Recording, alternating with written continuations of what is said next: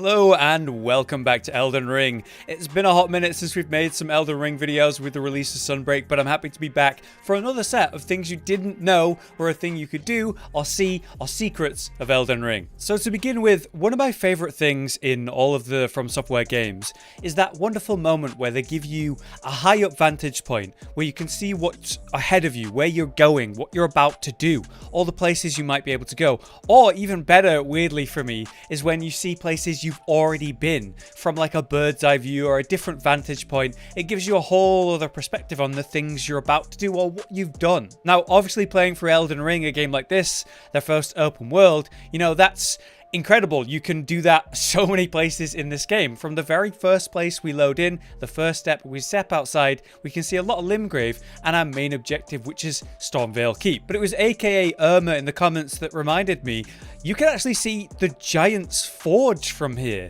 It's literally there, just on the right, up high. It's quite outlined. It's actually very clear. And for some reason, I've just never noticed that. From the very beginning of the game, you can see one of the end game areas that leads to the final section of the whole story. And obviously a vitally important point, because basically just a little ahead of us from the next grace, we are going to meet Melina, and then this is where her story ends if you go that route. And another spot that Irma actually told us about was how you can see the Hallig Tree from the Altus Plateau. That is literally it down there as it's beginning its growth. If we take a look at the map, we can see from this angle as we go all the way over here, yep, that is the Hallig Tree. We're looking in the correct direction, just north, of course, of the mountaintops of the Giants, which is just up there in the background. It's a very subtle detail, and you have to go looking for these things, but it's really nice to see like that physical representation of something rather than it being a unknown place far off outside the map. And finally, from the isolated Divine Tower, this is the Melania Tower here,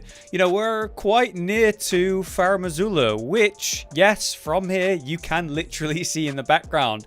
And it's honestly pretty incredible, this physical tower almost of this wind, that tornado in the middle just spiraling up. It's a really interesting shot to see it from here. I never expected to see that coming out of the ground or out of the water, I suppose. Really cool to see, and if there's any more unique and interesting views like this, let me know in the comments. I definitely wasn't aware of this one. Now, one detail that many long-time Soulsborne fans will know is that we have those items that we can consume to give us some runes. They take a different form in each of the games. The bigger, the better, the more souls you get, and in this case, we're getting runes. So let's say I pop a golden rune, as we all know. I pop this, I'm going to get some runes, and I wasn't sure how many I would get. Apparently, I got 2,000. Now, if I was playing through the game right now and I was trying to maximize my levels, I would want to know exactly how much that was before I used it so I didn't waste it or risk carrying around too many runes. The way around that in the Souls games is usually the same for each of the series. You go to a merchant and then pick sell, and then when we go to the runes down here, we can see, oh look, this is actually worth 2,000 or 2,500 or 3,800. We can see the exact values. This is a little trick that is useful and one that is great to know if you didn't. But it appears there's been a change. I swear this wasn't in the game originally, or I was completely unaware of it. You actually look at the further information on runes. It now says used to gain 200 runes or 400 or whatever the actual value of the rune is. So that's something that's really useful. It means we don't have to go to merchants anymore to find out exactly how much each thing is worth. But yeah, I swear this is a new feature. I don't remember that. Next up, we have a really nice little combat detail. A really minor but detail that I really like, actually, from Day Neil in the comments. So there is a simple part of the game that I'm sure we all know, which is when you're using one weapon, it has its moveset, right? And then when you're using two of the same weapon type, it gets a new moveset as you do the thing called power stancing, which is really cool and very, very good in many examples, certainly in the case of the katana moveset here as well. So if you were to take, say, a katana and a straight sword, which is a different weapon type, and then try to power stance, nothing's going to happen here. I'm only going to use the one weapon. I'm not going to power stance them. So the rule is, if you want to power stance a weapon and get the power stance moveset, you're going to need another weapon of the same type. So we have two different katanas here, but they're both katanas, so of course we can power stance. There is one weapon in the game that doesn't obey this rule. The Wakizashi, which is a really fun name or word to say, is a short sword with a tempered leopard pattern on the blade. This bleed dagger can actually be used to power stance with katanas, based on its lore as it says. Okuna, the guy that we defeat and invades us, and we end up getting Rivers of Blood, that incredible katana, and how it says he would use it is he would literally offhand this little dagger and then have the katana in his main hand and still be able to power stance. So let's give it a try. Look at this. A tiny little dagger, and of course the massive katana. Although you can see that the dagger is very similar to a katana with the same sort of curve to it, like a short katana. So yes, there you go. It does in fact power stance, and it should have the entire power stance moveset. Yes, that's really cool. A minor little detail, but kind of a fun one. And that's what this series is about, finding strange and unexpected details like that. Now here's one from you guys in the comments. Many people commented this, and it's something I thought was relatively common knowledge, but it might be just that I was aware of it, and maybe it's not as common as I thought, because you guys were saying, tell people this. So yeah, in the catacombs or many underground areas, like say the Stormfoot catacombs here, upon entry, there will be a thing that occurs. As you can see, I'm in a catacombs here, and I can't travel. I can't fast travel. But in this live commentary here, where I'm inside this catacombs, I can fast travel. I can go anywhere I want. The reason for that is because you need to have defeated the final boss of the catacombs or cave or whatever you're in before it'll let you fast travel again. So basically the simple rule is you should go straight to the boss, defeat it, and then explore the catacomb, the cave, whatever, before you do anything else. It'll be a real issue if you need to teleport out of there and you're trapped. It's much better to get the exploring done after you've taken out the boss, when you can teleport and recover your flasks whenever you need to. Definitely something good to know in a first playthrough, or in general I suppose. Next we have one about these two talismans, the Assassin's Cerulean daggers or Crimson daggers. These talismans have a simple effect. Upon critical hit, whether that's a attack after a parry or backstab or whatever, you can choose to get FP from the Cerulean version or health from the Crimson every time you get a critical. This is quite a nice thing to run, especially as you're progressing through an area, because you can get your magic back, you can get your health back, and that can be really helpful. So I've just spent some FP just to show it, and we're going to come up behind this guy and give him a quick backstab. So as you see, I backstab him, and working as intended, I sort of recover the health and the FP from the kill. But a commenter, Pierce Arner, let me know that if you use colossal weapons, you can get not one effect of that, but two. And the reasoning behind this kind of makes sense when you think about it. Colossal weapons, be it like a colossal sword or an axe like this one or any other colossal weapon, when you do a critical hit, they don't just stab through like I did with the katana, they do this sort of double hit we're about to see. And that will apparently give us the effect, not once, but twice. It does! Oh my god, it does actually work. That's so cool. As you can see, on the first hit, I got like that absorption from a critical hit, even though it didn't do any real damage because it's the first hit. And then the second hit doing the real damage, that also applied it. That's cool. So if you're low on FP or health or whatever, you can pull out these talismans, pull out like a +0 colossal weapon like I've got here, land a critical hit, and then you're just getting FP and health back. That's really cool. What a good tip. Thank you, Pierce. Now, something we've been talking about recently on a couple episodes of this series, the sacrificial twig items, the ones that can go into your wondrous physic, or hey, the talisman here that's consumed upon death.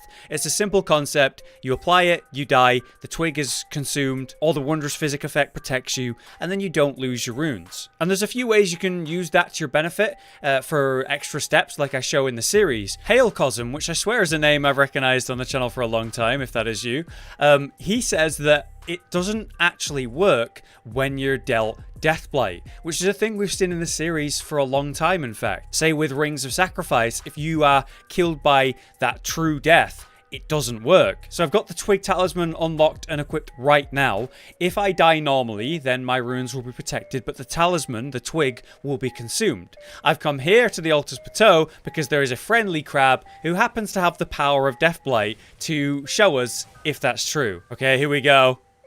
And you can see my souls, my runes at the bottom right. Deathblight taking effect.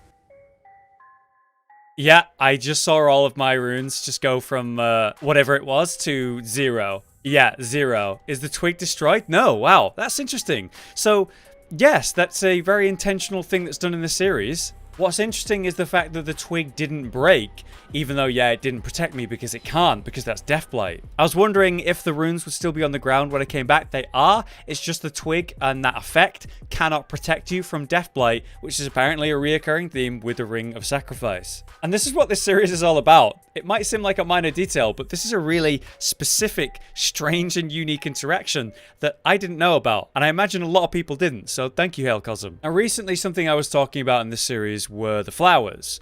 There are many enemies in this game that are super vulnerable to fire, but the poison flowers are a great example of one, because when we shoot them, we can completely nullify their poison field and cleanse it and get back into the fight quickly. And there's so many ways to deal fire damage, like with a bow here, as an example. But something you guys are letting me know in the comments, quite a few people actually, were telling me, if you do that to a frenzy flower, something different happens. Rather than it being like a nice CC or cleansing of the fire, something different happens. So here we are. Let's give it a try. It explodes in fire. Does it actually still cleanse it? Oh man, what a unique animation. It actually one-shots it. So, I see. It's exploding in madness like the big one here. Let's see what happens with the big one. It just goes crazy. So the small ones are just going to instantly explode, which is a nice clear, definitely worth doing. Whereas the big ones, that's a serious risk. That's like a huge tantrum attack that it does. Although it still seems to work as a nice CC. But clearly when it's, tantruming like that, there's no way I want to be near that. And it's not doing very much damage at all. I guess considering because it's a frenzied flame flower.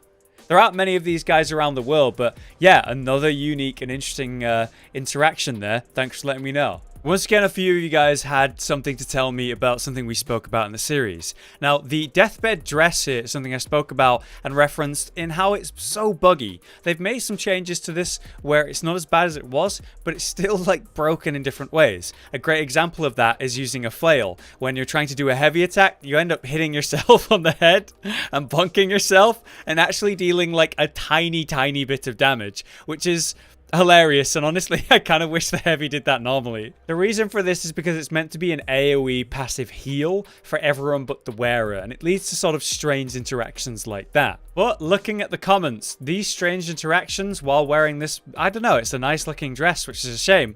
Yeah, it's led to some awkward moments. Like, for example, when I'm not actually attacking Vari here, and I'm using that heavy attack and hitting myself, it's triggering an AoE. Do you see that? So what's happening is I'm hitting everything near me in sort of an AoE radius. I'm sorry, Calais. I'm sorry. It was just for a video. It was just for a video. But that got me thinking. If it really does have like a single damage hitbox around it to trigger damage on NPCs, then why couldn't that work on, say, an invisible Scarab? These guys only have the one hit point, right? And all you need to do is do some kind of AoE to trigger them. So what if I'm using the Deathbed Dress and this special heavy attack to try to trigger the AoE as it passes by me? Would that work as well? I think I just actually hit it. I think I just actually landed the blow. Alright, this time I'll try not to directly hit it. And here we go. I don't think it works. I'm not doing the tick of damage to it as it goes by. I tried earlier as well to hit an invisible wall and it didn't seem to work either. So, yeah, very strange. Why does it work to hurt NPCs, but it doesn't work on, say, illusionary walls? Or apparently invisible Scarabs? One more try.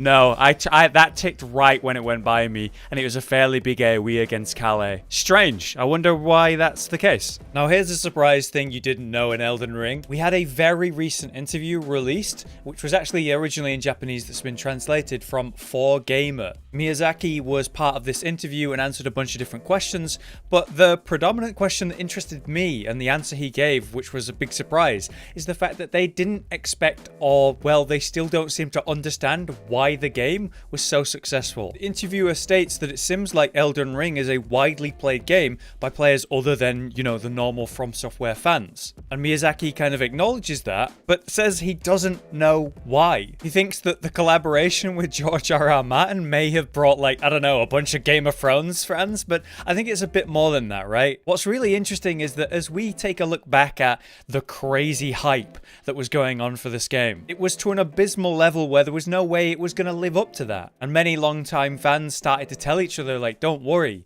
It doesn't matter how overhyped it is. It doesn't need to be as good as people are saying it's going to be. It's just going to be a new Souls game, and that's going to be good. It's very interesting to see that they don't know how or why this happened. But yeah, as a small bonus for this video, is that Miyazaki doesn't know why it's so successful or how it's reached such a large audience. In the same interview, it's referenced the fact that they were working on different things other than Elden Ring, and something big is coming. Something is currently in development, but as Miyazaki says, it's in its final stages. So we could have something else from Software much sooner than we expected. So we'll have to wait and see. But there you have it. Yet another set of weird and interesting things you probably didn't know in Elden Ring, and in this case, a bunch of them I didn't know. A huge thank you, as always, for all the comments on these videos, and this sort of coming together of finding secrets and weird interactions, little details that, you might otherwise never even see. It's incredible just how much there is in this game, and if there's anything you've not seen in this series so far that would fit, then please drop it in the comments. We might, just maybe, be able to come back for an episode 9. For now, though, that's the video, though. Thank you very much for watching. Until next time, I've been Hollow, you've been you, and we'll see you next time. Josh, Cotton, and Hollow with the videos, dropping the humor like a hammer on your tippy toes, bringing entertainment on a daily arrangement to take our insanity and turn it into entertainment. Yes, I said entertainment twice, to reiterate that it is nice to look into your faces on a mostly daily basis when you let us in your homes to make the whole world a stage. Goodbye.